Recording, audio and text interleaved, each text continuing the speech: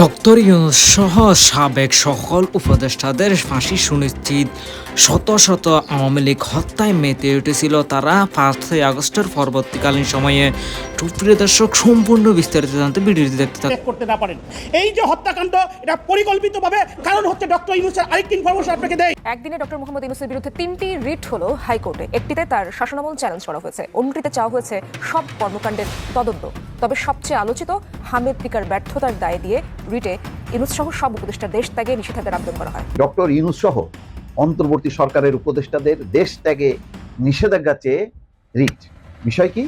হামের টিকার ব্যর্থ। পরিস্থিতি উল্টে গেছে। এবার ভয়াবহ একটা খবর এসেছে, দেশ ত্যাগে নিষেধাজ্ঞা জারি হতে চলেছে তার বিরুদ্ধে।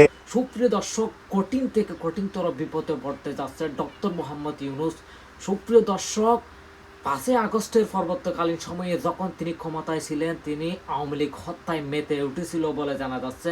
সুপ্রিয় দর্শক, তাকে দেশ ত্যাগের নিষেধাজ্ঞা জারি সহ তার বিরুদ্ধে হাইকোর্টে একদিনেই 3টি অভিযোগ আনা হয়েছে, যা হাইকোর্টে রেকর্ড সৃষ্টি করলো ডক্টর ইউনূস। সুপ্রিয় দর্শক, বিস্তারিত আলোচনা থাকছে আজকের এই ভিডিওতে। এক মুহূর্তে নাটের সম্পূর্ণ ভিডিওটি দেখে আপনার মূল্যবান মন্তব্য কমেন্ট বক্সে বলে যান।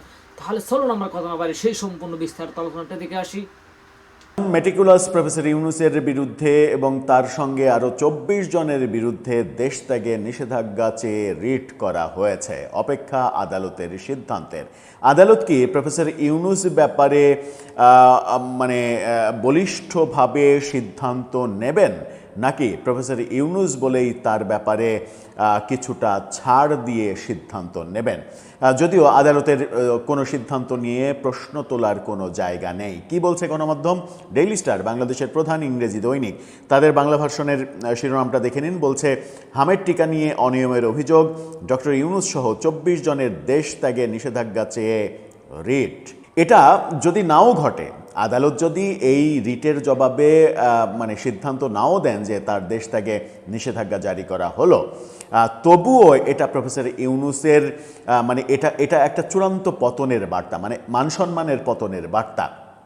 পতন তো আর হয়েছে, স্বাভাবিক পতন হয়েছে, কিন্তু তার সম্মান যেটা বিশ্বব্যাপী ছিল বলে তিনি নিজেও দাবি করেন, তার ভক্তরা দাবি করেন, পৃথিবীব্যাপী তার সম্মান, হ্যাঁ পৃথিবীব্যাপী তার সম্মান রয়েছে, কিন্তু নিজের দেশেই যিনি তার সম্মানটা ঠিক রাখতে পারেননি, তার পৃথিবীব্যাপী কি সম্মান রয়েছে সেটা তো আমরা জানি। যখন হামে শিশু মরছে, মহামারী আকার ধারণ করেছে, 500 শিশু সরকারি হিসাবে প্রায় মৃত্যু বরণ করেছে, ঠিক সেই সময় তিনি বিদেশিদের নিয়ে এসে বাংলাদেশের চিকিৎসা খাত নিয়ে কীভাবে সামাজিক ব্যবসা করা যায় সেই ধান্দা তৈরি করছেন।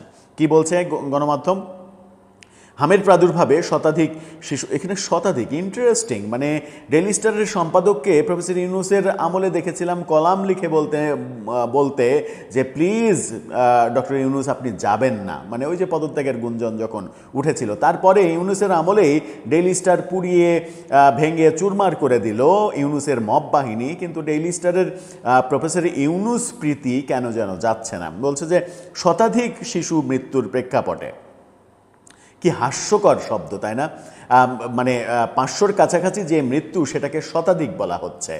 গণমাধ্যম এরকম ন্যারেটিভ তৈরি করতেও পারে নির্লজ্জভাবে।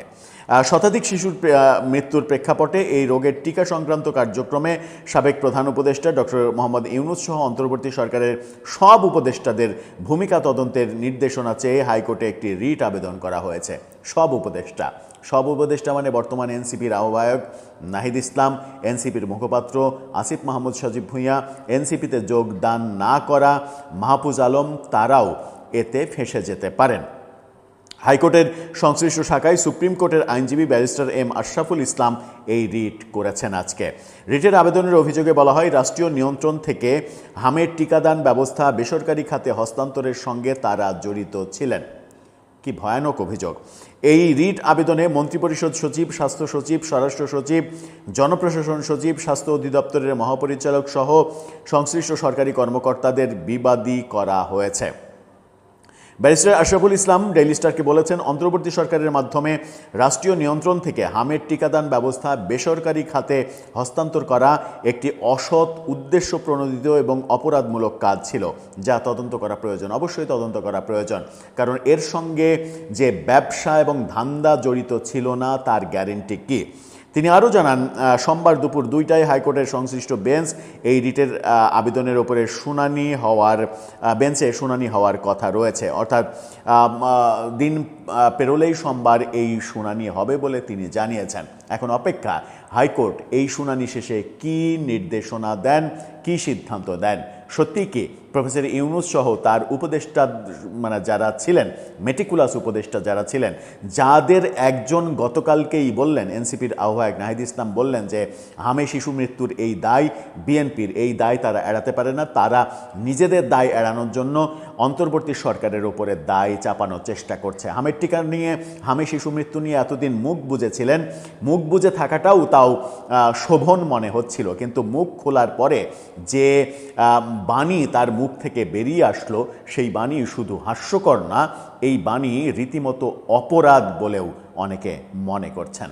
দর্শক, আপনার কি মনে হয় প্রফেসর ইউনূস সহ তার টোটাল বডির বিদেশ যাত্রা নিষিদ্ধ হবে, যখন সেই বডির একজন অলরেডি বিদেশে বিভিন্নভাবে সফর করছেন এবং সেখানে ওই জাতিসংঘের বিতর্কিত ভলকার তুর্কের সঙ্গেও সাক্ষাৎ করছেন, যার 24-এর 5 আগস্টে যে আওয়ামী লীগ সরকার পতন, সেই পতনে অন্যতম মুখ্য ভূমিকা ছিল বলে অনেকে বলার চেষ্টা করেন।